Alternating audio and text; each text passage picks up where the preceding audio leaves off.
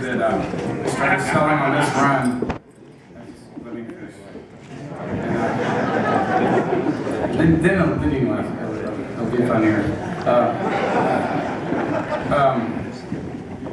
We have these t-shirts that I just decided that we should make for this run. And they piss some people off, a few people in the middle of the country. And if you've seen them back there, they've got a gun on them with a slash, and they say, Mama says the pistol's the devil's right hand on the back. And, people will come up to poor Mikey back there and say, whoa, Steve against guns now? And it's like, the truth of the matter, when I wrote this song, people used to come up to me. I wrote this song in 1977, and I didn't get on record for a long time, but because I didn't have a record deal for a long time, but I sang it the first time at the New Folk concerts at the Kerrville Folk Festival, and from that day on, people would come to me and say, that's a gun control song, and I argued with them because at the time I wrote this song, I had a whole trailer full of guns. I grew up in Texas, and I'm talking about just the culture I grew up in. I mean, and I also grew up, my dad got called in, he was an air traffic controller, he got called before his supervisor because I turned up on the 6 o'clock news on a flatbed truck in front of the Alamo singing Feel Like I'm Fixing to Die Iraq.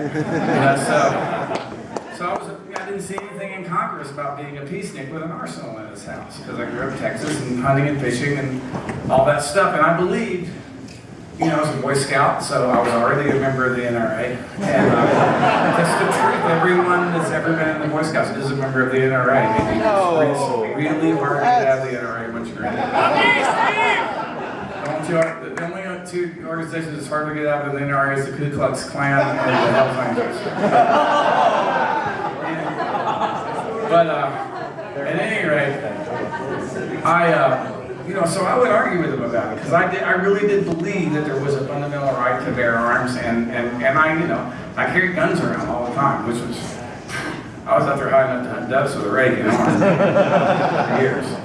Now, even after I got clean and got out of jail, one of the first things that I did was buy a pistol and put it under the mattress in my house because I'd always slept with a pistol under my bed for all my adult life because I just lived out in the country. The cops, they only came to my house when they had a warrant, and I just didn't depend on them to protect me. That's just the way I felt at the time. Now, of course, I wasn't that well yet, and in some ways I'm still not. But basically, I changed my mind, and the reason is when I had maybe 9 months clean, my ex-wife handed me an out-of-control 14-year-old boy. You may have met him.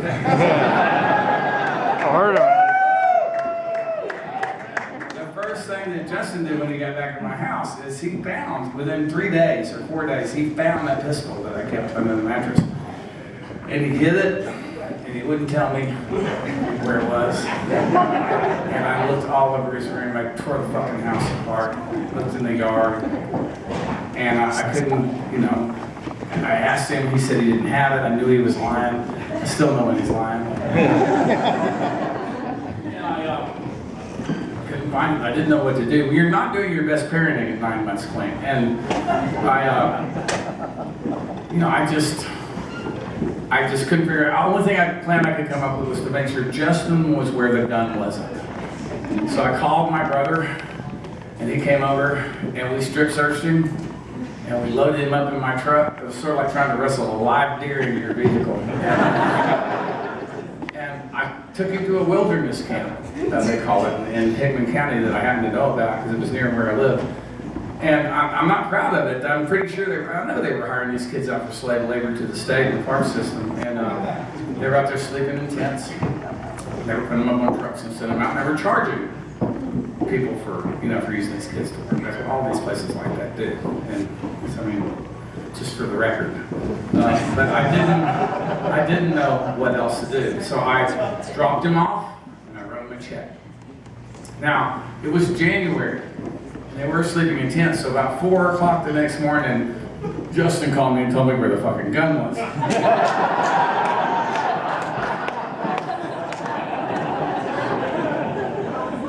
And I don't know whether he learned anything from the experience. You'll have to ask him.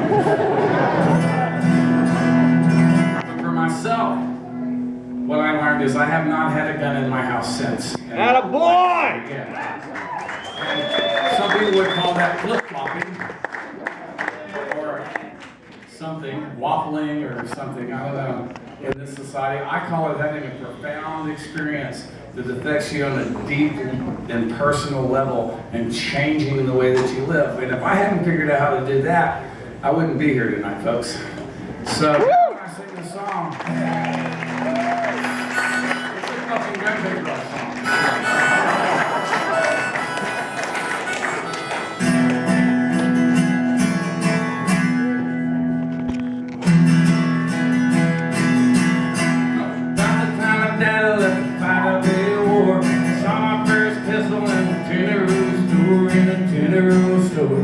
I was 13, thought it was the finest thing I ever had seen.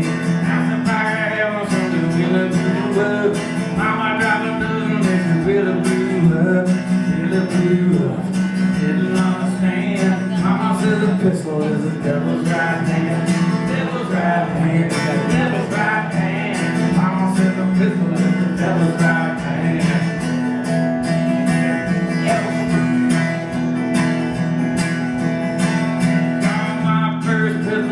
Kevin Ball cold. Shoot a satellite, I was loading my soul, loading my soul. And I found that gets you into trouble, but you can't get you out. And I went and got myself a cold 45. All the peace make a little nigga to the wide. Never knew why, didn't understand. Mama said the pistol is the devil's right hand. Devil's right hand, devil's right hand. Mama said the pistol is the devil's right hand, devil's right hand, the devil's right hand. Mama said the pistol is the devil's right hand.